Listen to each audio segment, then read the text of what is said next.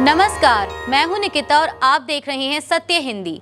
एक नजर डालते हैं अब तक की सुर्खियों पर। पश्चिम बंगाल में चुनाव आयोग ने पिछले 2 महीनों में मिले वोटरों के आवेदनों में से लगभग 40% को फर्जी दस्तावेज बताकर खारिज कर दिया है। आम तौर पर यह दर 15% रहती है, लेकिन इस बार बड़ी संख्या में आवेदन खारिज होने से सियासत गर्मा गई है। 1 जून से 7 अगस्त के बीच 10.04 लाख आवेदन आए थे, जिनमें से 6.05 लाख पर कार्रवाई हुई और 40.23% को फर्जी मानकर नामांकन नहीं किया गया। सबसे अधिक खारिज आवेदनों वाले जिले मुर्शिदाबाद, कूच बिहार, उत्तर दिनाजपुर और दक्षिण 24 परगना है। मुख्यमंत्री ममता बनर्जी ने इस प्रक्रिया को बैकडोर एनआरसी कहा है और गरीबों व हाशिए पर रहने वालों को मताधिकार से वंचित करने की साजिश बताया है। कांग्रेस और टीएमसी ने चुनाव आयोग पर भाजपा के इशारे पर काम करने का भी आरोप लगाया। वहीं सीपीएम ने भी फर्जी दस्तावेजों की जांच और दोषियों पर कार्रवाई की मांग की। भाजपा ने आयोग का बचाव करते हुए कहा कि यह कार्रवाई साबित करती है कि फर्जी मतदाताओं का खतरा असली है और टीएमसी ने पहले भी निर्वाचन मशीनरी का दुरुपयोग किया है। आयोग ने गड़बड़ियों पर अधिकारियों को निलंबित कर सख्ती दिखाई है और अब हर प्रविष्टि की दोबारा जांच की जा रही है। लोक जनशक्ति पार्टी रामविलास के प्रमुख चिराग पासवान के बयान पर केंद्रीय मंत्री जीतन राम मांझी ने करारा हमला बोला है। दरअसल चिराग पासवान ने हाल ही में कहा था कि 2010 में उन्होंने 133 सीटों पर और 2020 में 43 सीटों पर चुनाव लड़ा, इसलिए इस बार सीट बंटवारे में उन्हें इसी दायरे में सीटें मिलनी चाहिए। इस पर प्रतिक्रिया देते हुए जीतन राम मांझी ने कहा कि हम उनका चाल और चरित्र 2020 से जानते हैं, इसलिए मैं उनके बारे में कुछ नहीं कहूंगा, लेकिन जरूरत है कि बिहार और भारत में एनडीए मजबूत हो और सब मिलकर गठबंधन को मजबूत करें। वहीं जब उनसे पूछा गया कि दिल्ली में उन्होंने यह क्यों कहा कि हम अकेले भी सभी सीटों पर चुनाव लड़ सकते हैं, तो इस पर मांझी ने सफाई देते हुए कहा कि कभी कभी कार्यकर्ताओं को संदेश देने के लिए ऐसी बातें कहनी पड़ती हैं, लेकिन हमने यह जरूर कहा कि अगर जरूरत पड़ी तो 243 सीटों पर लड़ने की तैयारी भी पूरी रखी जाएगी। बिहार में चुनाव नजदीक आते ही राजनीतिक बयानबाजी भी तेज हो गई है। आरजेडी नेता तेजस्वी यादव ने मुख्यमंत्री नीतीश कुमार पर सीधा हमला बोला और कहा कि जिन्होंने पिछले 20 सालों तक बिहार पर राज किया, उनसे कोई सवाल क्यों नहीं पूछता। तेजस्वी ने कहा कि आज भी राज्य शिक्षा, रोजगार, स्वास्थ्य और निवेश के मामले में सबसे पिछड़ा है। उन्होंने दावा किया कि उनका दिया नारा पढ़ाई, कमाई, दवाई अब विरोधी दल नकल कर रहे हैं। तेजस्वी ने यह भी कहा कि उनकी सरकार में महिलाओं की पेंशन बढ़ाई गई, जबकि नीतीश कुमार की सरकार ने सिर्फ नकल की। इस साल के अंत तक होने वाले विधानसभा चुनाव को लेकर माहौल गर्मा रहा है। इस बार NDA, RJD, Congress, CPI, ML गठबंधन और प्रशांत किशोर की जनसुराज पार्टी के बीच त्रिकोणीय मुकाबला होने की संभावना जताई जा रही है।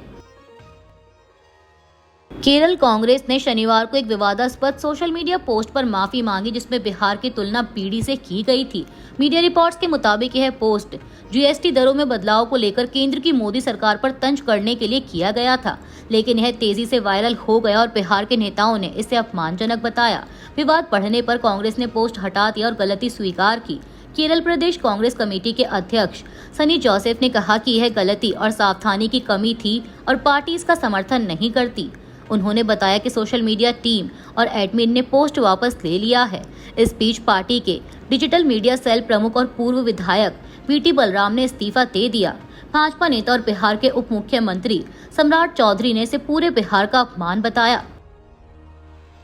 अमेरिका के राष्ट्रपति डोनाल्ड ट्रंप ने वेनेजुएला को कड़ी चेतावनी दी है। उन्होंने कहा कि अगर वेनेजुएला के लड़ाकू विमान अमेरिकी नौसैनिक जहाजों के ऊपर से उड़कर खतरा पैदा करेंगे तो उन्हें मार गिराया जाएगा।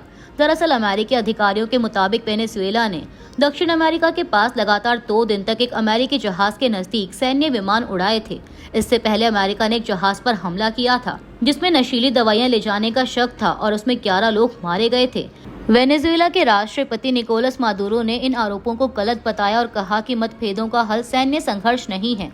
वहीं व्हाइट हाउस ने प्यूर्टो रिको में 10 F-35 लड़ाकू विमान तैनात करने की घोषणा की है।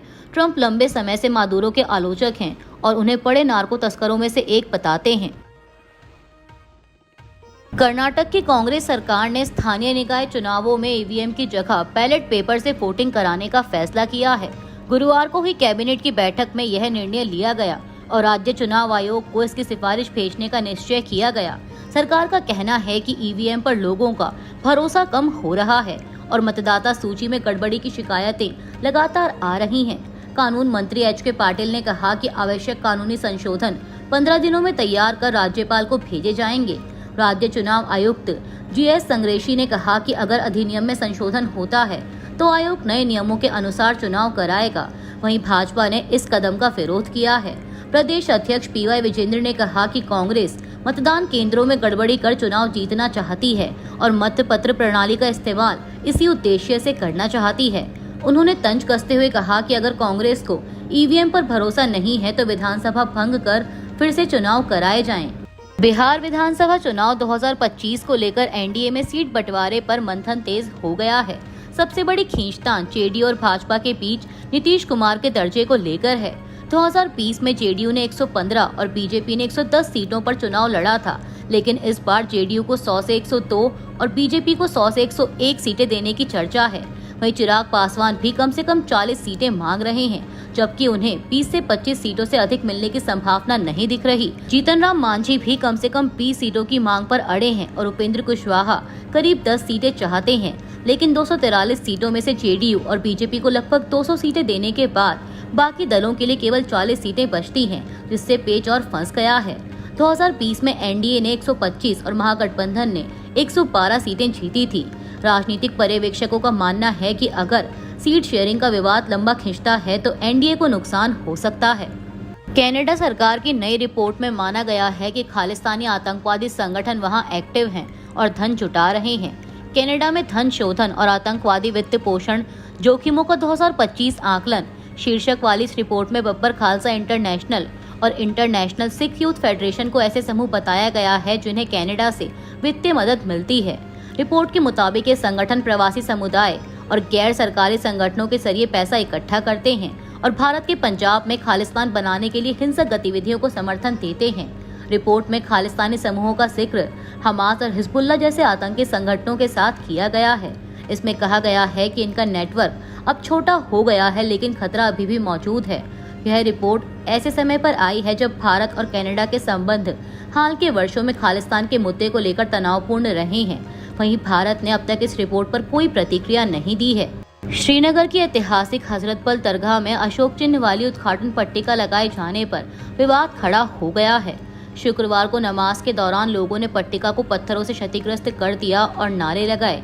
प्रदर्शनकारियों का कहना है कि इस्लाम में मस्जिद या दरगाह में किसी भी तरह की मूर्ति की अनुमति नहीं है। इस पर राजनीतिक नेताओं की प्रतिक्रिया भी सामने आई हैं।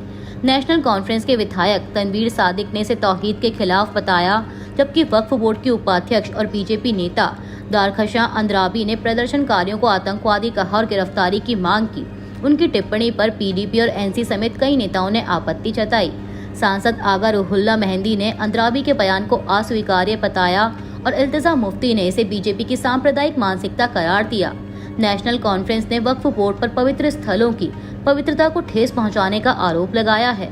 विवाद के चलते मामला अब और राजनीतिक रंग ले चुका है। जम्मू कश्मीर के हजरतबल दरगाह का वीडियो सोशल मीडिया पर वायरल होने के बाद मुख्यमंत्री उमर अब्दुल्ला ने नाराजगी जताई है। वीडियो में लोग दरगाह में लगी पट्टिका का हिस्सा तोड़ते दिख रहे हैं। रिपोर्ट्स के मुताबिक लोगों को उस पट्टिका पर बने राष्ट्रीय चिन्ह एम्ब्लेम पर आपत्ति थी। उमर अब्दुल्ला ने कहा कि उन्होंने अब तक किसी भी धार्मिक कार्यक्रम में एम्ब्लेम का इस्तेमाल नहीं देखा और सवाल उठाया कि हजरतबल में इसे लगाने की क्या जरूरत थी। उन्होंने कहा कि दरगाह को यह स्वरूप शेख अब्दुल्ला ने दिया था, लेकिन उन्होंने कभी ऐसे पत्थर नहीं लगवाए।